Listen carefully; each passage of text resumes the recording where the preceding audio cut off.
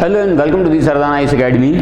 We are discussing about history, and in Indian history we have already discussed about Indus Valley civilization, Vedic age, Buddhism and Jainism. Now let us start discussing about Mahajanapada age. Mahajanapada age उसे कहते हैं कि जब वैदिक as का समापन होता है, वैदिक काल का अंत होता है. When Vedic age was completed, the next civilization was evolved which was called as Mahajanapada as.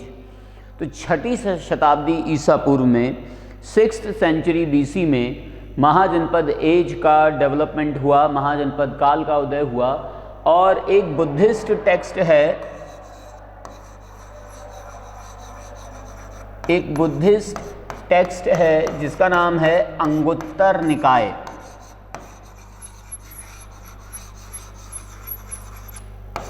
Anguttara निकाय. There is an evidence in Anguttar Nikaya that in 6th century BC there were 16 Mahajanpads.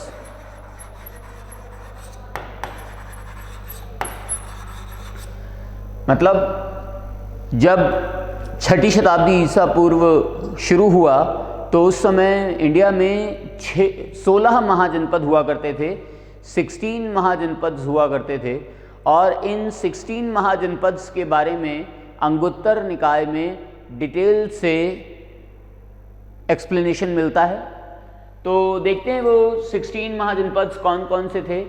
तो वो 16 महाजनपद थे अंग, वज्जी, काशी, कौशल, मगध, मल्ल, चेदी, वत्स, कुरु, पांचाल, मत्स्य, शूरसेन, अश्मक, अवंती, गांधार और कंबोज. तो ये 16 महाजनपद छठी शताब्दी ईसा पूर्व में विकसित हुए और ये सभी बहुत ही ज़्यादा एफ्लुएंट थे. इन सब की अपनी अपनी राजधानियाँ थीं, अपने अपने डेमोक्रेटिक फोरम थे. तो ये डेमोक्रेटिक स्टेट्स थे सारे के सारे. इसमें सबसे स्ट्रॉन्ग और सबसे पावरफुल मगध का साम्राज्य हुआ करता था. जो भी मगध का रूलर होता था वही पूरे टेरिटरी को कंट्रोल और रेगुलेट करता था. इसीलिए सबसे ज़्यादा मगध के ही साम्राज्य के बारे में पूछा जाता है और मगध का ही साम्राज्य सबसे ज़्यादा स्ट्रॉन्ग माना जाता है. मगध की प्रारंभ में तो राजधानी राजगृह हुआ करती थी, लेकिन फिर बाद में पाटलिपुत्र बना दी गई और पाटलिपुत्र मगध की कैपिटल बन गई और आज ये पटना के नाम से जानी जाती है.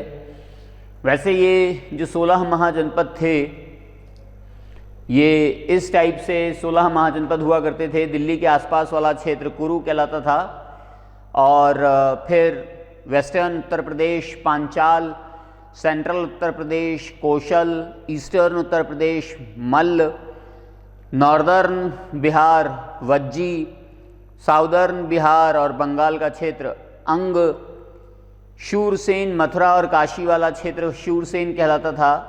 मथुरा और वृंदावन वाला क्षेत्र शूरसेन कहलाता था. मथुरा, वृंदावन, आगरा. मत्स्य राजस्थान का क्षेत्र कहलाता था. अवंती सेंट्रल इंडिया का क्षेत्र जिसे उज्जैन कहा जाता है. चेती बुंदेलखंड वाला क्षेत्र था. वत्स जो इलाहाबाद कौशाम्बी वाला क्षेत्र है वो वत्स कहलाता था. काशी बनारस का क्षेत्र कहलाता था. मगध साउथ बिहार को कहा जाता था. अंग बंगाल का क्षेत्र कहलाता था और गोदावरी के नीचे का पूरा क्षेत्र अश्मक के नाम से जाना जाता था. तो ये 16 महाजनपद विकसित हुए थे उस समय इंडिया में 600 सेंचुरी में, 6th century BC में. कंबोज अफगानिस्तान में, गांधार अफगानिस्तान में हुआ करता था. Magad was an ancient Indian kingdom in southern Bihar and was counted as one of the 16 Mahajanpads of ancient India. Magad played an important role in the development of Jainism and Buddhism, and two of India's greatest empires, Maurya Empire and Gupta Empire, originated in Magad. तो छठी शताब्दी ईसा पूर्व में Magadh was a very dominant kingdom, और इस kingdom को हम लोग जैनिज़्म और बुद्धिज़्म के ओरिजिनेशन से भी जोड़ सकते हैं। और इसके अलावा मौर्यन एम्पायर मगध में ही डेवलप होती है और गुप्ता एम्पायर का भी डेवलपमेंट मगध एम्पायर में ही होता है। तो इसीलिए Magadha empire is considered as one of the most prominent empires of Mahajanapada age. तो मगध एम्पायर से ही स्टार्ट करते हैं। मगध एम्पायर में जो सबसे पहली डायनेस्टी डेवलप हुई उसे हारण्यक डायनेस्टी कहा जाता है। 544 बीसी से लेकर के 413 बीसी तक हारण्यक डायनेस्टी का साम्राज्य रहा मगध में। और ये जो हारण्यक डायनेस्टी थी, इससे पहले भी डायनेस्टी रही होंगी। तो इससे पहले की डायनेस्टी थी बृहद्रथ डायनेस्टी। तो ये बृहद्रथ डायनेस्टी को समाप्त करके हारण्यक डायनेस्टी का उदय हुआ और इसका फाउंडर माना जाता है बिंबिसार। देखिए, बिंबिसार और बिंदुसार में अक्सर कंफ्यूजन होता है। Bimbisara was the founder of Haryanka dynasty while Bindusara was the father of Ashoka. Mauryan ruler था वो बिंदुसार। हम लोग यहाँ बिंदुसार की बात नहीं कर रहे, हम लोग यहाँ बिंबिसार की बात कर रहे हैं। तो हारण्यक डायनेस्टी का फाउंडर था बिंबिसार। इसका शासनकाल 544 बीसी से लेकर के 492 बीसी तक रहा। His childhood name was Shrenika and he established his kingdom at Rajgir. इसे राजगृह या राजगीर भी कहा जाता है। और उस टाइम पाटलिपुत्र नहीं बना था, तो उस टाइम राजगीर ही था। तो राजगीर को ही बिंबिसार ने अपनी कैपिटल बना लिया। And he was contemporary to Mahatma Buddha. Mahatma Buddha का कंटेम्पररी था Bimbisara. He expanded his empire through matrimonial and democratic alliances. तो इसने बहुत ही बुद्धिमानी से काम किया और ज़्यादा से ज़्यादा मैट्रिमोनियल अलायंसेस बनाए। मैत्री विवाह संबंध स्थापित करके इसने दूसरे टेरिटरीज पर अपना डोमिनेंस डेवलप किया और डिप्लोमेटिक अलायंसेस भी इसने डेवलप किए। जैसे इसने कौशल देवी से विवाह किया, कौशल राज्य की राजधानी कौशल राज्य की पुत्री, और कौशल देवी से विवाह करके इसने कौशल पर अपना अधिकार कर लिया। ऐसे ही लिच्छवी राजकुमारी से इसने विवाह किया और लिच्छवियों पर अपना साम्राज्य स्थापित किया। इसके राज्य में एक वैद्य था जिसका नाम था जीवक। जीवक बहुत ही रिनाउंड वैद्य था। उस समय मगध राज्य की लड़ाई अवंती से चला करती थी। तो अवंती के राजा थे प्रद्योत।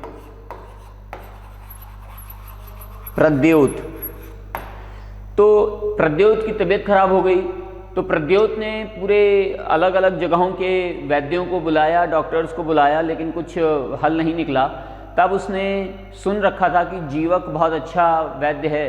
तो उसने प्रद्योत ने एक मैसेज भेजा बिंबिसार के दरबार में कि अगर आप अपने डॉक्टर जीवक को हमारे यहाँ भेजो और अगर हमारी तबीयत सही हो गई उससे, तो मैं अपने राज्य का विलय आप में कर दूंगा और आपका डोमिनेंस स्वीकार कर लूँगा। तो बिंबिसार ने अपने वैद्य जीवक को भेजा प्रद्योत का इलाज करने के लिए। तो प्रद्योत जीवक की दवाएं खा करके ठीक हो गया। तो जब प्रद्योत जीवक की दवाएं खा करके ठीक हो गया तो प्रद्योत ने जैसा कहा था वैसे ही किया, बिंबिसार का डोमिनेंस स्वीकार कर लिया और इस तरीके से मगध में ही अवंती का विलय हो गया। और इस तरीके से मैट्रिमोनियल अलायंसेस बना के और डिप्लोमेटिक अलायंसेस बना करके बिंबिसार ने दूसरे टेरिटरीज पर अपना डोमिनेंस एस्टैब्लिश किया। बिंबिसार का बेटा था अजातशत्रु। तो अब 492 बीसी से समय आता है अजातशत्रु का। अजातशत्रु 492 बीसी से लेकर के 460 बीसी तक मगध का रूलर रहा और इसके टाइम पर भी मगध की राजधानी राजगृह ही थी।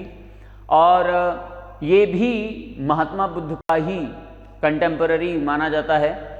इसने अपने टाइम पर महात्मा बुद्ध के समय पर बौद्ध संगीति का भी आयोजन कराया। He conducted Buddhist council in his reign too. तो इसके बचपन का नाम था कुनिका और इसकी माता थी कौशल देवी, जैसा कि अभी हम लोगों ने डिस्कस किया था। इसकी मतलब बिंबिसार ने कौशल देवी से तो विवाह किया ही था और जो लिच्छवी राजकुमारी थी उनका नाम था चेल्लाना। तो लिच्छवियों के साथ भी बिंबिसार ने मैट्रिमोनियल अलायंसेस डेवलप किए, लेकिन कुनिका अपने फादर के जस्ट बिल्कुल अलग था, अपोजिट था। इसने न केवल अपने पिता की हत्या की बल्कि जो माता थी कौशल देवी, तो कौशल राज्य के साथ भी लड़ाई करी और लिच्छवियों के साथ भी लड़ाई करी अजातशत्रु ने। तो इसीलिए अपने पिता की हत्या करने के कारण, बिंबिसार की हत्या करने के कारण इसे इतिहास में पितृहंता का टाइटल दिया गया। और ये महात्मा बुद्ध और महावीर का कंटेम्पररी था। इसने बुद्धिस्ट काउंसिल ऑर्गेनाइज करवाई थी अजातशत्रु ने, दूसरी सेकंड बुद्धिस्ट काउंसिल। इसने बहुत सारे इक्विपमेंट्स और हथियारों का भी निर्माण कराया। जैसे ये बहुत ज़्यादा इसने युद्ध लड़े और युद्ध लड़ के उसने मगध का एक्सपेंशन किया। तो इसने महाशिलाकंटक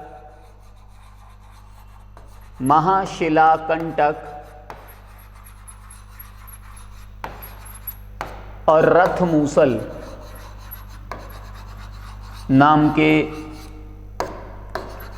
हथियार डेवलप किए खुद।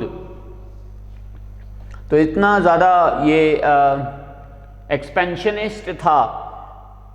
मैट्रिमोनियल अलायंस और डिप्लोमेटिक अलायंसेस नहीं बनाए, इसने विगरसली अटैक किए और जीते। खुद अपने जहां खुद के रिलेशंस थे उन राज्यों को भी इसने अटैक करके जीता। अजातशत्रु के बाद फिर उसका बेटा अगला रूलर हुआ जिसका नाम था उदयन। उदयन का टाइम 460 BC से लेकर के 444 BC तक रहता है। He established Pataliputra city on the bank of river Ganga and made his capital। तो इसी ने ही पाटलिपुत्र का निर्माण कराया गंगा नदी के किनारे और इसको अपनी राजधानी भी बना लिया। तो पाटलिपुत्र को डेवलप करने का, ओरिजिनेट करने का श्रेय जाता है उदयन को। ये अपने पिता और दादा की तरह से बुद्धिस्ट फॉलोअर नहीं था, ये जैन फॉलोअर था और जैन मंदिर और जैन स्कल्पचर्स का डेवलपमेंट कराया उदयन ने। He established various Jain monuments in Kaushambi. तो जो इलाहाबाद के पास कौशाम्बी जगह है वहाँ पर बहुत सारे जैन मॉन्यूमेंट्स का निर्माण कराया था उदयन ने। और उदयन के ही टाइम से पाटलिपुत्र शहर बस जाने से, राजधानी बन जाने से, तो अब जितने भी रूलर इसके बाद आए वो सब मगध की राजधानी पाटलिपुत्र को ही बनाते हैं। तो अब राजगीर राजधानी खत्म हो गई थी और पाटलिपुत्र नई राजधानी बन गई थी मगध की उदयन के टाइम से। उदयन के बाद कोई भी ऐसा रूलर नहीं आया हारण्यक डायनेस्टी में कि इतने बड़े एम्पायर को संभाल पाता। तो धीरे धीरे हारण्यक डायनेस्टी का अंत आने लगा। Nagadasaka was the last ruler of Haryanka dynasty. Puranas mention Nandivardhana and Mahanandin as successor of Udayin. तो ये है, देखिए, रथमूसल, ये है महाशिलाकंटक। यहाँ पर बड़ी सी पत्थर, बड़ा सा रॉक, चट्टान यहाँ पर लगा करके इसको खींचते थे और खींच करके इसको जब छोड़ा जाता था तो वो चट्टान, वो शिला ओपोनेंट एनिमी पर गिरती थी, सेना पर गिरती थी दूसरे की, और बहुत सारे लोग कुचल कर मर जाते थे। तो इस तरीके से रथ मूसल और महाशिलाकंटक जैसे इसने औजार बनाए। तो इसके टाइम पर पुराणों में मेंशन मिलता है कि नंदीवर्धन और महानंदिन इसके सक्सेसर थे, इसके उत्तराधिकारी थे, आगे आए। और बुद्धिस्ट टेक्स्ट में ये भी मिलता है कि अनुराधा और मुंड और नागदशक इसके सक्सेसर थे। तो अंतिम शासक था नागदशक, जिसकी हत्या कर दी गई। महापद्मनंद ने इसकी हत्या कर दी, शिशुनाग ने इसकी हत्या कर दी नागदशक की, और शिशुनाग डायनेस्टी को डेवलप किया। शिशुनाग डायनेस्टी का टाइम 413 बीसी से लेकर के 345 बीसी तक मिलता है। शिशुनाग डायनेस्टी में कोई इतना इम्पॉर्टेंट रूलर नहीं आया, लेकिन शिशुनाग डायनेस्टी का नाम इसलिए आता है क्योंकि शिशुनाग डायनेस्टी का फाउंडर था शिशुनाग, और शिशुनाग के बाद उसका बेटा कालाशोक अगला रूलर बना। और कालाशोक का नाम इतिहास में इसलिए आता है क्योंकि he conducted a Buddhist council. तो Shishunaga, the founder of Shishunaga dynasty, was initially an amatya और minister of Haryanka dynasty ruler Nagadasaka. तो लास्ट रूलर था हर्यक डायनेस्टी का नागदशका, और नागदशका का अमात्य था, मतलब मिनिस्टर था शिशुनाग, और शिशुनाग ने ही नागदशक की हत्या कर दी। ascended to the throne after a popular rebellion in 421 BC. The capital of this dynasty initially was Rajgir, but later shifted to Pataliputra. तो इस हारण्यक डायनेस्टी की स्टार्टिंग में राजधानी राजगीर थी, लेकिन फिर बाद में पाटलिपुत्र शिफ्ट कर दी गई थी। तो पाटलिपुत्र पर अपना राज जमाने के लिए शिशुनाग ने नागदशक की हत्या की और शिशुनाग डायनेस्टी को एस्टैब्लिश किया। शिशुनाग के बाद उसका बेटा कालाशोक अगला रूलर बनता है। कालाशोक का समय था 395 बीसी से लेकर के 367 बीसी तक। इसने अपनी कैपिटल वैशाली को बनाया और इसने सेकेंड बुद्धिस्ट काउंसिल ऑर्गेनाइज करवाई कालाशोक ने। Last ruler of this dynasty was Nandivardhana. Shishunaga dynasty का अंतिम शासक था नंदीवर्धन। पुराणों में नंदीवर्धन को 9th शिशुनाग किंग बताया गया है, और उसका बेटा महानंदिन 10वां रूलर शिशुनाग डायनेस्टी का बताया गया है, और महानंदिन को last king of Shishunaga dynasty भी कहा गया। Mahanandin was killed by his illegitimate son from a Shudra wife named Mahapadma। तो महानंदिन की हत्या उसके ही इलेजिटिमेट सन महापद्म के द्वारा कर दी गई, जो कि शूद्र वाइफ से उत्पन्न हुआ था महापद्म। और इस तरीके से शिशुनाग डायनेस्टी का अंत हुआ और एक नई डायनेस्टी डेवलप हुई जिसे नंदा डायनेस्टी कहा जाता है, और इसका फाउंडर था महापद्मनंद। तो महापद्मनंद शूद्र ओरिजिन से डेवलप हुआ, इसीलिए महापद्मनंद ने मगध पर पहली शूद्रा डायनेस्टी एस्टैब्लिश की, जिसका नाम था Nanda dynasty. Founder of this dynasty was Mahapadmananda.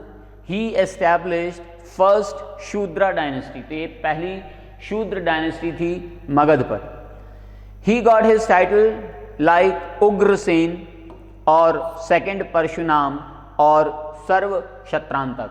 तो ये शूद्र था, और शूद्र होने की वजह से इसने जितने भी क्षत्रिय राजवंश थे उन सभी का नाश किया, और क्षत्रियों का अंत करने की वजह से इसे सेकंड परशुराम टाइटल दिया गया और उग्रसेन कहा गया, और सर्व क्षत्रांतक का भी टाइटल मिलता है।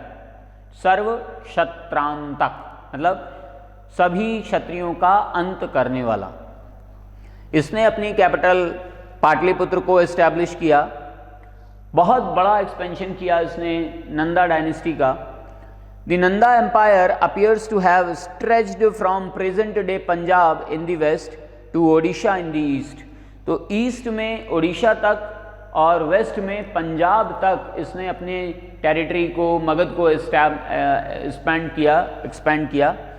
और इतना बड़ा एम्पायर होने के बाद महापद्मनंद की मृत्यु हो गई और महापद्मनंद की मृत्यु के बाद उसका बेटा अगला राजा बनता है जिसका नाम था धननंद। धननंद 329 बीसी से लेकर के 321 बीसी तक रूल करता है। He was the second and the last ruler of Nanda dynasty. उसी के टाइम पर भारत पर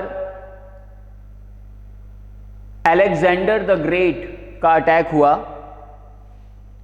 उसने Alexander the great was a Greek ruler.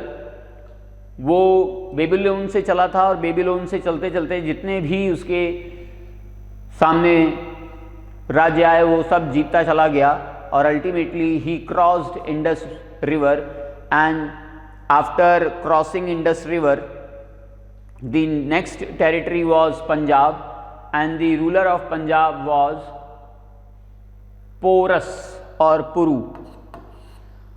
Porous और पुरु। तो पुरु के साथ अलेक्जेंडर की लड़ाई होती है। इस लड़ाई को ग्रीक लिटरेचर में बैटल ऑफ हाइडेस्पस कहा जाता है। बैटल ऑफ हाइडेस्पस 326 बीसी में ये लड़ाई हुई और इसे इंडियन लिटरेचर में झेलम का युद्ध कहा जाता है, क्योंकि झेलम को ग्रीक लैंग्वेज में हाइडेस्पस नाम दिया गया। हाइडेस्पस कहा जाता है झेलम नदी को, तो इसे बैटल ऑफ झेलम भी कहा जाता है।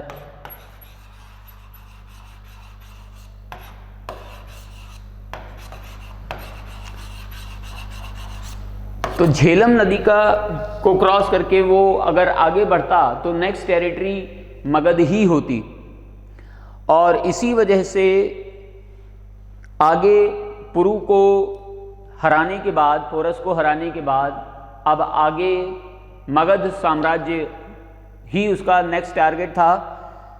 तो आगे बढ़ता वो, लेकिन उसकी सेना ने खुद ही मना कर दिया कि अब हम आगे नहीं जा पाएंगे, अब हमें अपने घर वालों की याद सता रही है और अब हम वापस लौट रहे हैं। तो जब सेना ने ही हाथ खड़े कर दिए, सेना ही वापस लौट गई, तो अलेक्जेंडर आगे बढ़ करके क्या करता, तो वो भी लौट गया।